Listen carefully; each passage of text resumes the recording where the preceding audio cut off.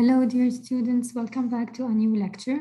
In this lecture, we're taking a reading comprehension lesson in the new theme, which is entitled Preserving Water. So as an introduction to our lesson, which is entitled World's Water Crisis, we have a YouTube video here, which will introduce you to this theme. However, I cannot play this video in the lecture now because when I upload it on YouTube, I'll be blocked for copyright. So what I suppose you should do is that watch this video on your own as an introduction for this lecture. So let's start now together. Now, we're starting with the introduction with the lead-in questions. Before that, I have a listening test for the video. Now, as you are watching this lecture, you're not supposed to be taking that test. However, for some students, they will be taking that test. So as I said before, we are in lesson number 1, wasting water, Lebanon goes thirsty. Let's prepare for our reading. The question is, what's the main difference between Lebanon and the Gulf countries in terms of preserving water? Do you think Lebanon is really taking a good care of its water? And has your family ever had to buy water during spring or summer? So do we have enough water, running water in our homes? Are we taking good care of that water, not only in our homes, but also as a country? So do we have that resource of water continuously being there, or maybe someday we'll be running out of water? And have you ever had to buy water during spring and summer, knowing that at that time there might be a less amount of water in comparison to winter?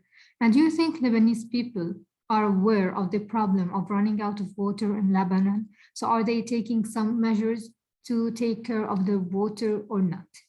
And let's now set a purpose for the reading.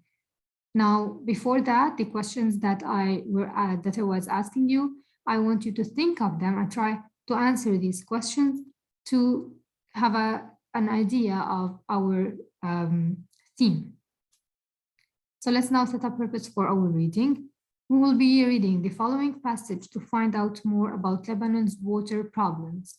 And what can the people and the government do to stop these problems from becoming worse? So by now you can understand that Lebanon is really facing a problem in its water, in preserving its water, and there might be some solutions a government should take to stop these problems from becoming even worse. So let's start with our reading now. Now, for some vocabulary words, I'll not be introducing them at the beginning. I'll be introducing them after reading this lesson. What I want you to do for the vocabulary words after reading this lesson is to relate them to the context in which this word would be mentioned and then try to find its meaning. So let's start with our reading about the problem of water in Lebanon and some solutions suggested for the government to take. In January of 2007, water specialists warned that Lebanon will face an acute water shortage over the coming years unless an effective water management system is soon put in place. So we were warned since 2007 that we are going to face a problem in water in Lebanon. Some say that there could be a serious deficit by 2010 to 2017, said Fadi Komer, the Director General of Hydroelectrical Equipment in Lebanon's Energy and Water Ministry.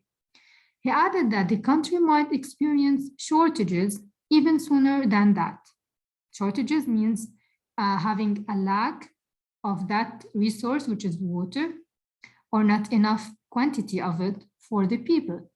Although many believed the problem could not arise that rapidly, it did. So in this paragraph, the author is introducing to you the problem. It's not something new. We were warned about that. People didn't expect that and didn't take the measures, even as a government. And we reached that problem of water and we're having shortages. And people are really buying water. Paragraph 2. In September of 2010, Lebanon was experiencing its severest water shortage ever. After an exceptionally hot and long summer season stretching from beginning of March with temperatures as high as 42 degrees Celsius. Later in November of 2010, rain was a welcome sight, but experts were still warning. So in November, it was raining. However, that rain wouldn't be enough to cover the shortage of water and solve this problem. Don't be fooled, they said. If the recent rains bring Lebanon's dry season to an end, even when heavy rains arrive as expected, they shouldn't wash away the signs of water crisis for Lebanon. So the problem of water wouldn't be solved by rain, even if it is as expected. Paragraph 3. The same cycle took place in 2017 till 2019. The winters of 2017 and 2018 offered meager amounts of rain, and many people started buying water as early as March. Summers were especially hot. Although the winter of 2019 provided plentiful rain, Lebanon's water crisis is reaching disastrous portions quickly. Lebanon has the highest precipitation rate in the Middle East, but the bulk of rain falls between December and April. One of the reasons for the empty taps each year is that Lebanon lacks the means to collect, store, and regulate the supply of water throughout the year. So the problem mainly isn't that we do not have water, but we are not really using the proper means for collecting, storing, and regulating the supplies of water every year or throughout the year. This means that while Lebanon has a surplus of rainfall and underground water, for years it has struggled to distribute this water and prevent it from contaminated. Lebanese authorities estimate that half of the, from becoming contaminated. Lebanese authorities estimate that half of the annual rainfall is lost through evaporation. So 20% or so flow to neighboring countries, leaving Lebanon with some 2,058 million cubic meter a year. So inadequate distribution and the severe damage of the water system caused by the July 2006 war on Lebanon further exacerbated the crisis. So in addition to these percentages, to the distribution of water in which about half of it is being evaporated and 20% are flowing to the neighboring countries, Lebanon would be left with only 2,058 million cubic meter a year of water. In addition to that, the inadequate distribution and the severe damage of the water system that was caused by the war in 2006 on Lebanon, this further exacerbated the crisis, so it increased the crisis of water in Lebanon. Paragraph 5. Successive governments have failed to address the issue of water, and some ministers have even claimed that the cost involved in building water dams and artificial lakes were too hefty for Lebanon. So successive governments, which means government after government after government, each one of them was failing to address this issue, and they were saying that it's really costly for them to build water dams and artificial lakes to support us with water, or to get proper use of the water we have. In addition, Lebanon lacks the manpower and experienced labor to deal with such a crisis, which only makes the matter worse. So here the author is presenting the problems in not having water, but not using the water we have properly and distributing it for people and making sure that they're preserving this water. Paragraph 6. The consequences are grim. In a country where experts say water management is continually poor, so if the experts themselves are saying that managing the water is poor, a shortage would not only mean that residents would have problems meeting their daily water needs, but also that the quality of the water would be adversely affected. As things stand, Each household receives less than 50 liters of water per capita per day, which forces people to resort to supplementary resources, said Majordi, which is a professor of environmental health at the American University of Beirut. The World Health Organization states that people need on average 70 liters of water per day for all their needs, including sanitation. This means in the event of a shortage, the use of unregulated water resources would go up, Jordi says, increasing the risk of diseases brought about by usage of unsanitary water while imposing an additional economic burden on families having to buy water for drinking and household use.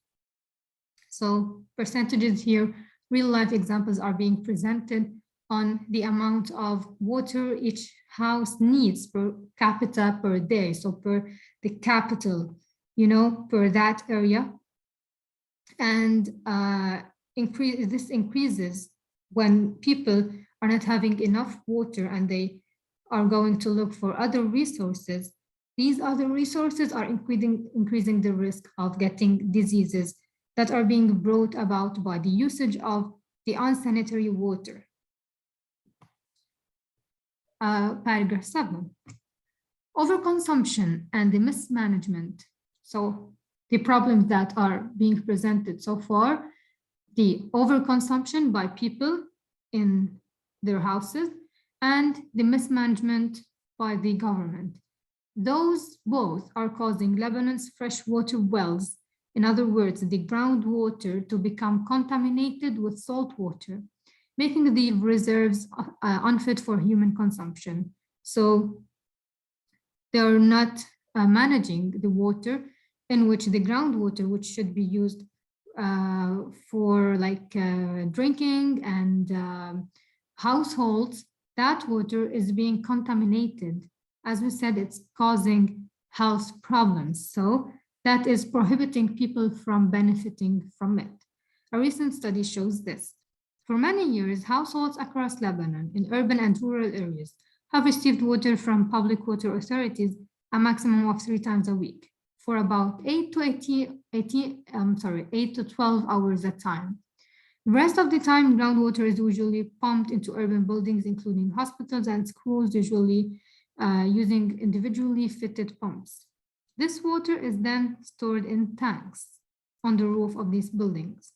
Groundwater in Lebanon is often tainted with sewage and agricultural waste, Jordi says. According to her, some of the health effects the population suffers from as a result of using such water include diarrhea, hepatitis, and cholera. So these are some of the diseases Lebanese people are suffering from as a result of the contaminated water, which is the underground water, which should be used for drinking and for various households. However, it's being tainted with sewage and the agricultural waste, which means there is a mismanagement and overconsumption of water. Paragraph 8. The current minister has asked all Lebanese and international water companies which have sound experience in water management to send their applications to the Energy and Water Ministry to explore the possibility of signing contracts with them in the future. So they're looking forward for companies who can really find solutions and help Lebanon manage their water. He has revealed that some of the offers for the construction of water dams were too costly and did not meet the real requirements of the Energy and Water Ministry. So it was too costly, which means they cannot afford it. He also commented on the poor state of sanitary water in most areas in Lebanon. We are in dire need of water, and we fear that all the rainfall in October will end up in the sea if we don't have dams, the minister said. The minister also acknowledged the people's role in increasing the problem, as we said, overconsumption. He called on the citizens, all of them, to ration the use of water in the winter and summer until the problem is solved in the future. We can't pretend that our water will last forever anymore, he warned the citizens. By now, our reading comes to an end. The problem of water in Lebanon, preserving water, has been clearly presented to you with real-life examples and experts' thoughts and advice, and even the minister's sayings. We have seen that the problem is on both. The problem is caused by the lack of management of water by the government and also the overconsumption by people. This is not only leading to the shortage of water, but also the water being contaminated, hence leading to health effects on people consuming other resources of water, water from other resources. So this is the major problem, and we should take the responsible measures and follow the solutions suggested, which are controlling the consumption and looking for companies which can help in managing the water. Now, before looking at the meanings which are already written here, I want you to look for these words and try to understand their meaning from the context in the text. So in paragraph 1, you can find the word effective. Go to paragraph 1 and look for the meaning of the word effective in the context, what it means. Effective, in definition, means something that's useful or efficient. Can be used, we say, effectively. So it is useful, it's efficient. Meager, also, it's present in paragraph 3, so you can go there and understand its meaning in the context, what I recommend. In definition means it's not enough or insufficient. Inadequate is present in paragraph 4. It means imperfect or incompetent. Hefty in paragraph 5 means immense or large. Grim in paragraph 6 means dismal or severe. Dire in paragraph 8 means awful or horrible. Ration in paragraph 8 means control or limit. Let's look at the meaning of the word meager, for example, in paragraph 3 in the context, which means not enough or insufficient. Okay, so paragraph 3.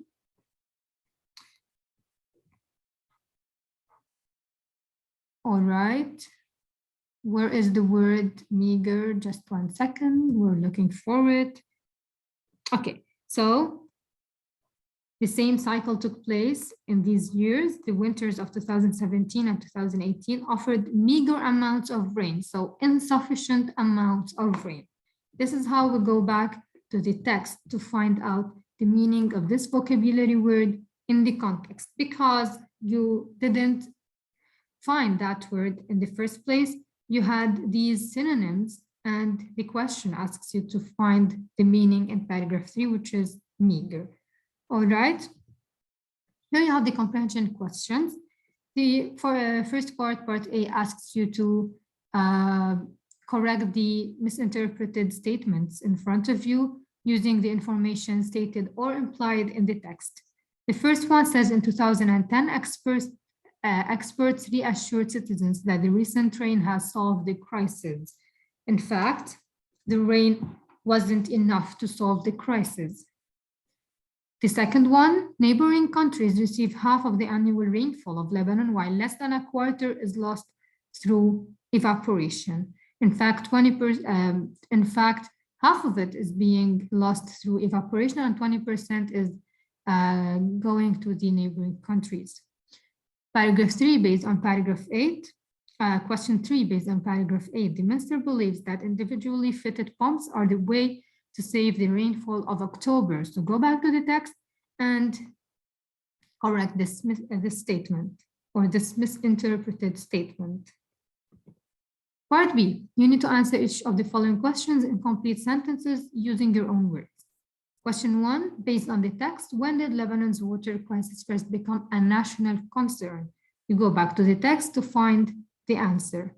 Question 2, explain how the years 2010, 2017, and 2018 were similar. And question 3, how is Lebanon different from other countries in the Middle East? Now, question 4, what are the effects of the following phenomena mentioned in paragraphs 6 and 7? So you have here parts A, B, C. You have here causes, and you have to look for the effects. You have the phenomena which are presented already in paragraph 6 and 7. You need to look for the effects.